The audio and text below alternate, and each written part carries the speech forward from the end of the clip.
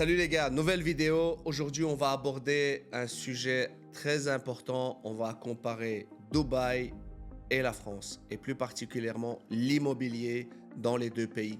Commençons par comparer les cadres réglementaires.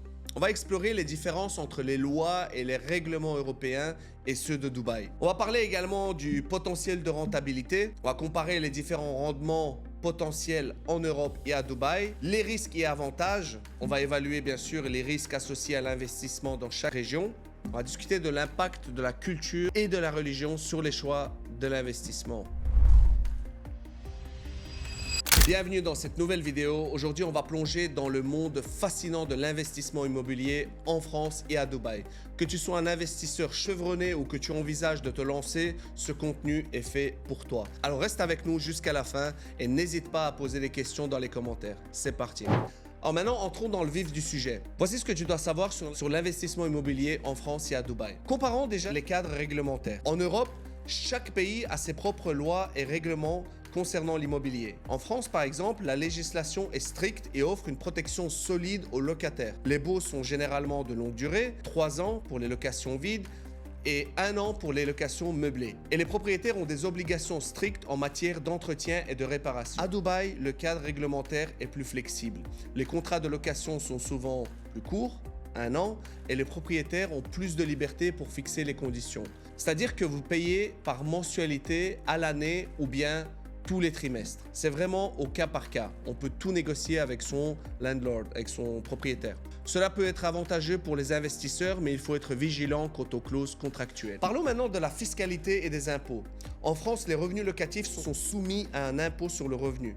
Le régime fiscal varie en fonction du type de location, meublé ou vide, et du montant des loyers perçus. Il existe également des dispositifs de défiscalisation, comme la loi Pinel, pour encourager l'investissement locatif.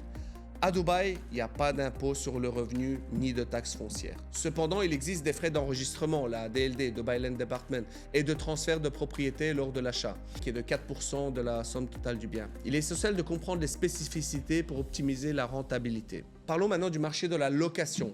La demande locative en France est forte, notamment dans les grandes villes comme Paris, Lyon et Marseille. Les étudiants, les jeunes actifs et les familles recherchent des logements. À Dubaï, la demande locative est également très élevée en raison de la population croissante et des expatriés. Les biens situés près des centres d'affaires et des attractions touristiques sont très prisés. Abordons également la tendance du marché. Vous savez, le marché français est mature et stable. Les prix augmentent lentement en fonction de l'inflation annuelle, mais la rentabilité est plus sûre. À Dubaï, le marché est plus dynamique avec des fluctuations plus importantes. La ville continue à se développer, offrant des opportunités d'investissement. En résumé, chaque marché a ses particularités. L'investissement immobilier, c'est une décision importante. Alors fais tes recherches, consulte des experts et choisis en fonction de tes objectifs professionnels. Si tu as besoin d'autres informations, n'hésite pas à rejoindre notre canal Telegram en description ou me contacter via les réseaux. Et n'oubliez pas, pour du contenu exclusif et gratuit, rejoignez le Telegram les amis.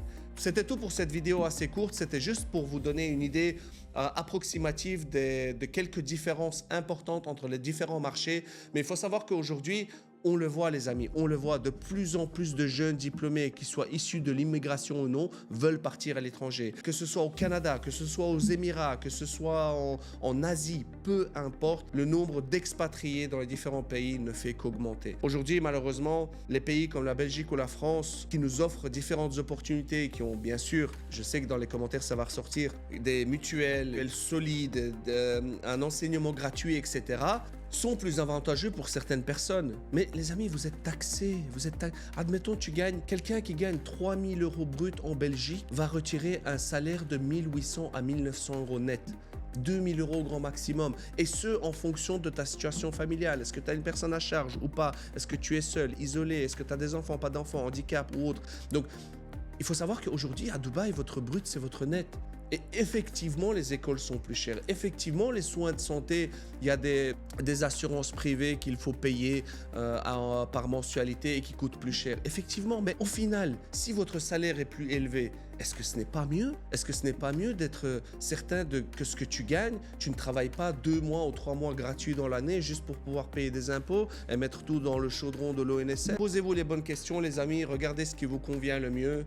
Et moi, je ne fais que vous partager ce que je sais et je vous encourage vivement à sortir de cette zone de confort à vous échapper de cette rat race, à vous échapper du système des chômages, des CPS, de la CAF, de RSA, je pense que c'est ça. Donc voilà, sortez de ça les amis. Sortez 500 € par mois, 1000 € par mois donnés par l'État, c'est pas une vie.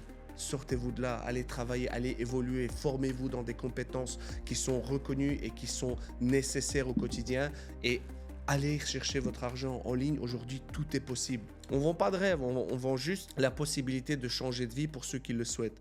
Sur ce, les amis, c'est tout pour moi. À bientôt dans une autre vidéo. Ciao.